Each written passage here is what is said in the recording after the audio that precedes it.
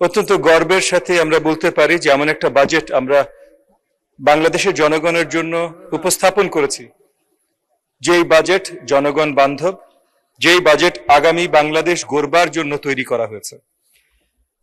প্রাথমিক ও গণশিক্ষা মন্ত্রণালয়ের দায়িত্বে, প্রতিমন্ত্রীর দায়িত্বে আমি আছি।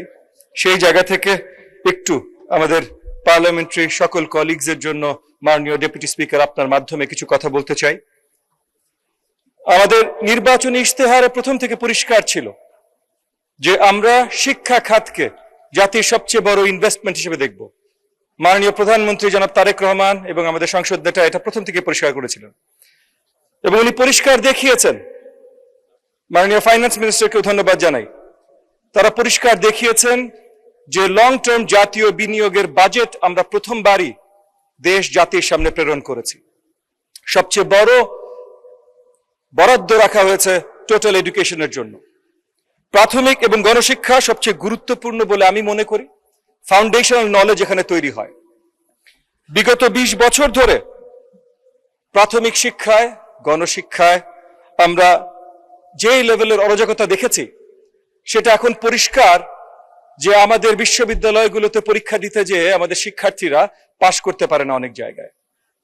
আমাদের পার্শ্ববর্তী দেশ সিঙ্গাপুরে আমাদের এইচএসসি লেভেলকে তাদের সমসমান ক্লাস 6 এর লেভেলের সাথে তুলনা করা হয়। তো সেই জায়গা থেকে আমাদের এখন দায়িত্ব এই জাতিগত ইনভেস্টমেন্টটা ঢালাওভাবে সাজানো।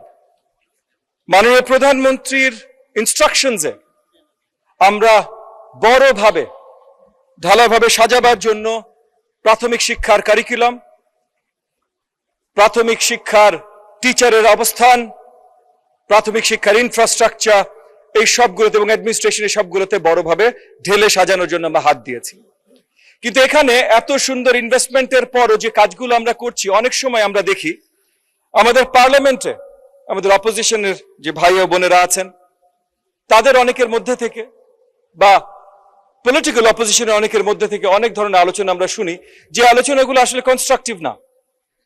আমরা অনেক ত্যাগ তিতিক্ষার পর এই পার্লামেন্টে এসেছি যে বাংলাদেশের জনগণকে আমরা সুন্দর একটা গণতান্ত্রিক সরকার ব্যবস্থা দেব, যেখানে সুন্দর আলোচনার মাধ্যমে সবচেয়ে বেস্ট রেজাল্ট গুলো জনগণের জন্য তুলে ধরব।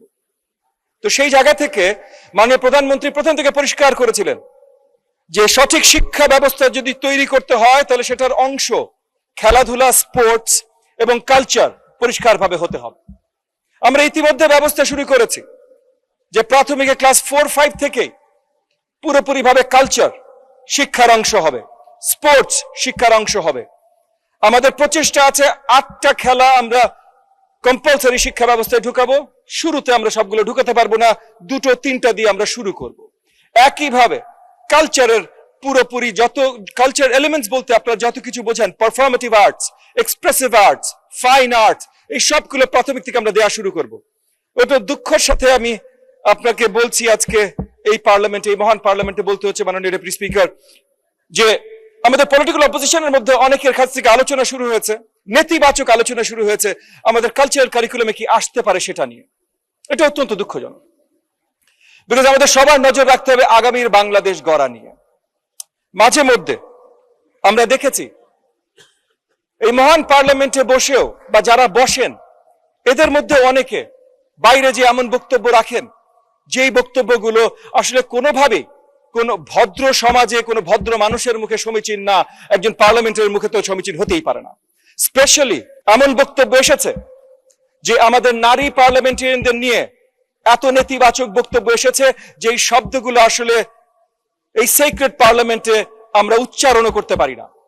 ওই একই জায়গার মনোভাব থেকে, ওই একই নেতিবাচক বা নোংরা মনোভাব থেকে ওই জায়গায় কথা আসে যে কালচারাল এডুকেশন নাকি আমাদের সন্তানদের ভুল পথে নিয়ে যাবে। আমরা নতুন সমৃদ্ধ বাংলাদেশ তৈরি করতে চাই। যে নতুন সমৃদ্ধর বাংলাদেশের পথ আমাদের দেখাচ্ছেন আমাদের মাননীয় প্রধানমন্ত্রী, আমাদের সংসদ নেতা জনাব তারেক রহমান। যে ইনভেস্টমেন্ট আমরা দেশের ভবিষ্যতে করতে চাই, সেই ইনভেস্টমেন্ট সঠিকভাবে তখনই হবে যখন উন্মুক্ত ক্রিয়েটিভ চিন্তা চেতনার জায়গা আমরা তৈরি করে দেবো আমাদের শিক্ষার্থীদের জন্য।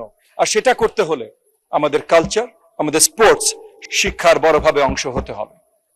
এবং শিক্ষার ইনভেস্টমেন্ট, এই যে অনেক আলোচনা হয়েছে আমাদের এই বাজেট নিয়ে, যে আমরা এই বাজেটে সাপ্লাই সাইড এক্সপেনশন নিয়ে কি দেখিয়েছি। এগেন পার্লামেন্টে হয়েছে, পার্লামেন্টের বাইরে অনেক বিশেষজ্ঞরা এগুলো নিয়ে আলোচনা করেছেন।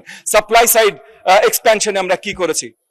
প্রথমত আমাদের মাননীয় ফাইন্যান্স মিনিস্টার, মাননীয় প্রধানমন্ত্রীর নেতৃত্বে যে বাজেটটা দিয়েছেন সেটা জনবান্ধব, মানে জনগণকে সহযোগিতা করবার জন্য কেনজিয়ান স্টাইল একটা বাজেট আমরা দিয়েছি, যে জনগণের উপরে যদি আপনি ইনভেস্ট করেন তাহলে জনগণই দেশকে এগিয়ে নিয়ে যাবে। কিন্তু একই সাথে সাপ্লাই সাইড এক্সপ্যানশনের জন্য ক্রিয়েটিভ ইকোনমি, পুরনো ফ্যাক্টরি গুলোকে কিভাবে আবার পুনরুজ্জীবিত করা যেতে পারে, এই সব কিছুর বড়ভাবে জায়গা রাখা হয়েছে আমাদের নতুন এই বাজেটে। তো সেই জায়গা থেকে শুধু নেতিবাচক আলোচনা না, আমাদের অপটিমিস্টিক বাজেট করা হয়েছে, কারণ আমরা অপটিমিস্টিক জাতি। আমরা সঠিকভাবে কাজ করব, আমরা যে অপটিমিস্টিক জায়গায় পৌঁছাতে চাই সকলে মিলে আমাদের মাননীয় প্রধানমন্ত্রীর নেতৃত্বে সেই জায়গায় আমরা যে পৌঁছাবো। কিন্তু ফরমোস্ট সবার জানতে হবে, সবার চিন্তা করতে হবে যে আমরা কি ভবিষ্যতে যেতে চাই, কিভাবে যেতে চাই।